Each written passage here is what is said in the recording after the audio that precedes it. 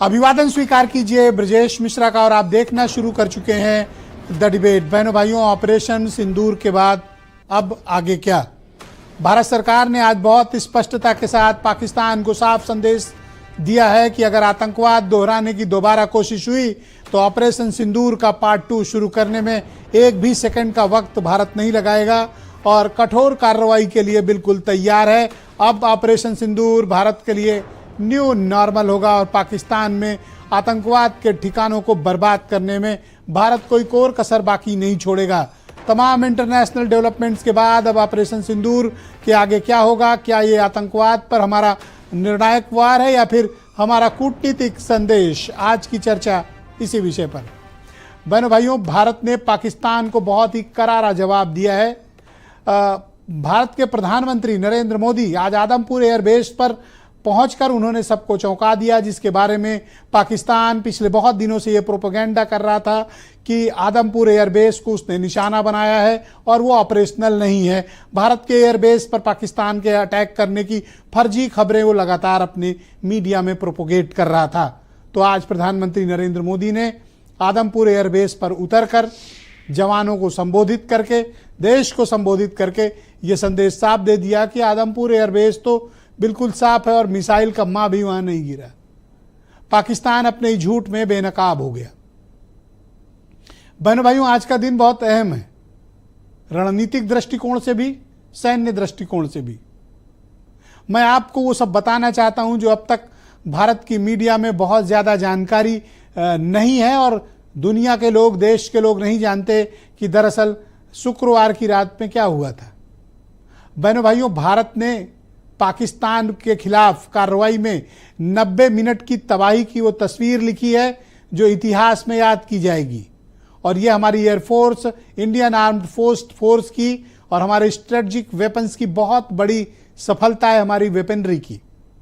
वो 90 मिनट की कहानी ये सुनकर आप सबको बहुत गर्व की अनुभूति कराएगी कि भारत ने किया क्या। बहनों भाइयों, शुक्रवार की गुजरी रात में भारत की सेनाओं ने पाकिस्तान के 8 बड़े एयरबेस पर अटैक किया था। एक या दो नहीं बल्कि 8 एयरबेस, जिसमें नूर खान एयरबेस रावलपिंडी भी शामिल है जो पाकिस्तान की एयरफोर्स का हेडक्वार्टर है, और रावलपिंडी जो उनका जनरल हेडक्वार्टर है और जहां पर उनके सारे न्यूक्लियर कमांड के ऑफिस हैं। भारत ने वहां पर मिसाइल के जरिए नूर खान एयरबेस पर अटैक किया और नूर खान एयरबेस पर काफी तबाही मचाई। उसके एविडेंस भी आज भारत की सेना ने प्रस्तुत किए हैं कि नूर खान बेस पर जो अटैक हुआ वो कितना बड़ा था। 90 मिनट के भीतर उत्तर से लेकर दक्षिण तक और रावलपिंडी तक भारतीय सेनाओं के हमले से पाकिस्तान के 8 एयरबेस तहस नहस हुए। किसी का रनवे उड़ाया गया, किसी की वेपनरी उड़ाई गई, किसी के लॉजिस्टिक हब को उड़ाया गया, किसी के हेडक्वार्टर को उड़ाया गया और कहाँ सिर्फ विस्फोट करके ये चेतावनी दी गई कि जब यहाँ गिरा सकते हैं तो तुम्हारा जनरल हेडक्वार्टर गिराने में कोई वक्त नहीं लगेगा। बहनों भाइयों, जो सबसे महत्वपूर्ण है वो है नूर खान एयरबेस और रहीम यार खान बे एयरबेस, जहां पर पाकिस्तान की पूरी एयरफोर्स की पूरी क्षमता, पूरी रणनीति, न्यूक्लियर स्ट्रेटजी, फाइटर प्लेन्स और उनके अपने तमाम असलहे, साजो सामान और सब सारी एयरफोर्स की ताकत उनकी मौजूद थी। पाकिस्तान जैसे देश पर उनके 8 एयरबेस पर 90 मिनट के भीतर हमला कर देना ये असाधारण मामला है। और बहनों भाइयों, दुनिया की किसी भी एयरफोर्स के लिए, दुनिया की किसी भी आर्म्ड फोर्स के लिए एनिमी कंट्री के एयरबेस को 90 मिनट के भीतर तबाह और बर्बाद करने की क्षमता सिर्फ भारतीय सेनाओं में है। हमें गर्व है हमारी सेनाओं पर और मैं आपको दिखाना चाहता हूं। और ऐसा मैं सिर्फ जुबानी बात नहीं कर रहा हूं, स्क्रीन बड़ी की जाए और मैं दिखाना चाहता हूं कि किन किन एयरबेस पर अटैक हुआ है। ये आज का इंडियन एक्सप्रेस है, मैं चाहता हूं इसको थोड़ा क्लोज किया जाए और ये दिखाया जाए कि वो कौन कौन से एयरबेस हैं जिनको तबाह और बर्बाद किया गया है। ये उनकी डिटेल्स है बहनों भाइयों, जो इसमें स्पष्ट रूप से एक एक एयरबेस की जानकारी दी गई है कि किन किन एयरबेस को एविडेंस के साथ, जैसे आप देखें बिफोर आफ्टर, फिर देखिए बिफोर एंड आफ्टर, फिर आइए बिफोर एंड आफ्टर। ये सारी डिटेल्स आपको आज इंडियन एक्सप्रेस ने पूरे सबूत के साथ छापी हुई है और ये सारी जानकारी सार्वजनिक प्लेटफॉर्म पर उपलब्ध है। जिन जिन एयरबेस पर अटैक किया गया है वो एयरबेस हैं नूर खान एयरबेस, मुरीद चकवाल का एयरबेस है, सुक्कूर का एयरबेस है। रहीम यार खान पर तो सबसे भयानक हमला भारत ने किया और उनका पूरा रनवे ही उड़ा दिया। और इस रनवे को ऑपरेशनल करने में पाकिस्तान को कम से कम 7 से 14 दिन का वक्त लग सकता है। पूरा का पूरा रहीम यार खान का एयरबेस का उनकी एयर स्ट्रिप ही भारत ने उड़ा दी। नेक्स्ट सरगोधा में हमला हुआ। सरगोधा बहुत ही महत्वपूर्ण उनका एयरबेस है और वो एयरबेस भारत के पश्चिमी इलाकों को हैंडल करने के लिए खास तौर पर उन्होंने बनाया था, जिसके डिपो पर, जो हथियारों का डिपो था, वहाँ भयानक विस्फोट भारतीय मिसाइलों ने किया। उसके बाद जकोबाबाद में जो राजस्थान के इलाके को हैंडल करने के लिए वो एयरबेस बनाया गया, उस एयरबेस पर भी अटैक हुआ। शोरकोट में भी हुआ और जमशोरों में भी एक भुलारी ये डीप गुजरात की साइड बनाया गया एयरबेस है, जो यूएई के पैसे से बनाया गया और उसका नाम भी शेख जायद इंटरनेशनल एयरपोर्ट रखा गया है, जो उनके पैसे से बनाया गया है। बहनों भाइयों, इन 8 एयरबेस पर एक साथ अटैक करके भारत ने ये अपनी रणनीतिक क्षमता साबित की है। मैं उनके नाम फिर से बताना चाहता हूँ। नूर खान एयरबेस, मुरीद चकवाल का बेस, सुक्कूर का, रहीम यार खान, सरगोदा, जकोबाबाद, शोरकोट और भुलारी का। 90 मिनट के भीतर भारत ने इस तरह का आक्रमण करके ये पाकिस्तान को पस्त किया था। उसके बाद की इंटरनेशनल कहानियां अलग हैं। अब इतराज जिस बात पर है कि इस युद्ध का अंत जो है, उस अंत को लेकर सवाल है कि इसकी घोषणा ट्रंप ने क्यों की। अगर सीज फायर करना था तो हमारी तरफ से ऐलान होना चाहिए था, या उधर से ऐलान हो, या ज्वाइंट कुछ होना चाहिए था।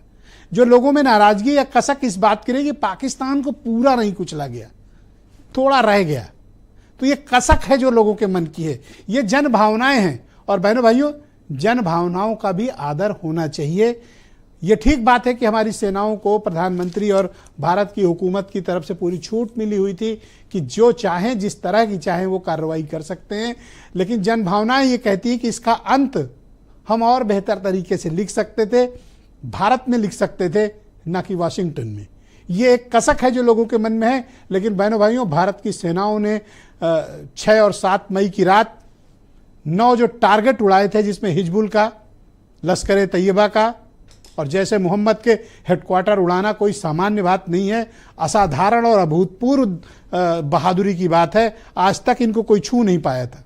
उसामा बिन लादेन ने मिलियन डॉलर देकर आतंकवाद की इन फैक्ट्री को, इस इंडस्ट्री को खड़ा किया था, जिसको भारत ने 6/7 की रात उड़ा दिया था। तो 9 टारगेट करके उड़ाया पाकिस्तान में आतंकवादियों के, और पाकिस्तान के 8 एयरबेस पर हमला करके भारतीय सेनाओं ने अपनी क्षमता में, बहनों भाइयों, कोई कमी नहीं की। किसी को कोई कंफ्यूजन नहीं होना चाहिए, इसलिए मैं इतना डिटेल प्रेजेंटेशन विद एविडेंस आपके सामने लाया हूं कि भारतीय सेनाओं ने गजब का शौर्य का प्रदर्शन किया है। हम इसके राजनीतिक निहितार्थ कुछ भी हो सकते हैं, हम पॉलिटिकली सरकार की आलोचना कर सकते हैं, सरकार के निर्णयों की आलोचना कर सकते हैं, सरकार के तौर तरीकों की आलोचना कर सकते हैं, लेकिन भारत की सेनाओं ने जो सर्वोच्च काम करके दिखाया है, बहनों भाइयों, इतिहास में यह हमला याद किया जाएगा। मैं ये बात आपको दावे और प्रामाणिकता के साथ कह रहा हूं, और जब मैं ये कह रहा हूं तो मैं आपको एविडेंस भी इसके प्रस्तुत कर रहा हूं। हमें राजनीतिक मतभेद हो सकते हैं, हम सरकार के निर्णयों से सहमत और असहमत हो सकते हैं, यही डेमोक्रेसी है और यही भारत के लोकतंत्र की बुनियाद की खूबसूरती है कि हम सरकार पर सवाल कर सकते हैं। लेकिन हमारी सेनाओं ने जितने साहस के साथ, जितनी सटीकता के साथ, जितनी प्रामाणिकता के साथ और जितने जोरदार तरीके से पाकिस्तान को सबक सिखाया है, ढोंग और झूठ का आज नहीं कल पर्दाफाश होना ही होना है।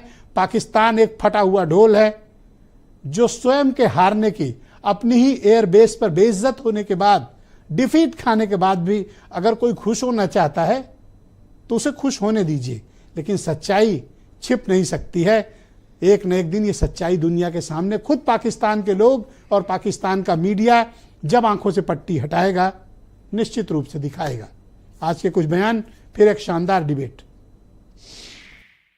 भारत ने अब 3 सूत्र तय कर दिए हैं। पहला, भारत पर आतंकी हमला हुआ, हम अपने तरीके से, अपनी शर्तों पर, अपने समय पर जवाब देंगे। दूसरा, कोई भी न्यूक्लियर ब्लैकमेल भारत नहीं सहेगा। तीसरा, हम आतंकी सरपरस्त सरकार और आतंक के आकाओं को अलग अलग नहीं देखेंगे। पाकिस्तान की गुहार के बाद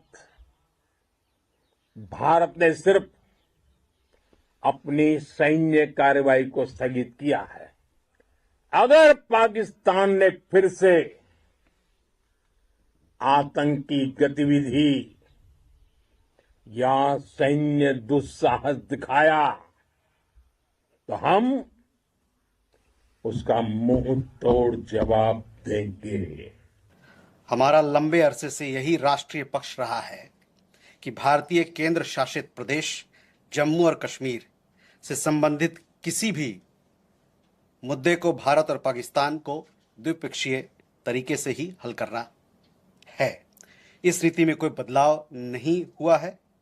जैसा कि आप जानते हैं, लंबित मामला केवल पाकिस्तान द्वारा अवैध रूप से कब्जा किए गए भारतीय क्षेत्र को खाली करने का है।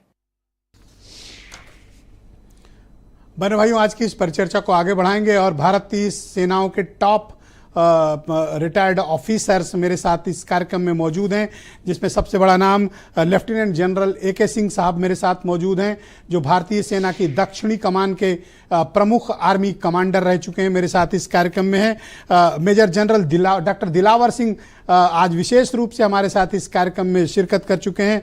दिलावर सिंह साहब डायरेक्टर जनरल रह चुके हैं भारत सरकार में और काउंटर टेररिज्म के इस देश के बहुत ही जाने माने एक्सपर्ट हैं, जिनको जम्मू कश्मीर, पंजाब और नॉर्थ ईस्ट में भी काउंटर टेररिज्म का बहुत खासा अनुभव हासिल है। मेजर जनरल अजय चतुर्वेदी हमारे दर्शकों की खास डिमांड पर आज फिर से मौजूद हैं।